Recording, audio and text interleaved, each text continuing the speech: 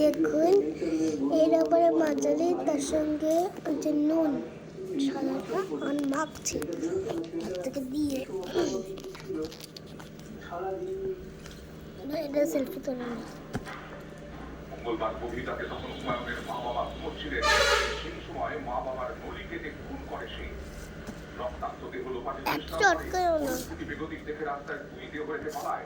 উদ্ধারের পর তদন্ত শুরু করে মেমারি থানা। দম্পতির ছেলের খোঁজ না মেলায় শুরু থেকেই হুমায়ুনের উপরে সন্দেহ ছিল পুলিশের। শেষমেশ তাকে উত্তর 24 পরগনার থেকে গ্রেফতার করা হয়। তদন্তকারীদের দাবি একটু হাত দিয়ে ছিল হুমায়ুন। বাড়ির কাছে সিসি ক্যামেরা ফুটেজে সেই প্রমাণ মিলেছে।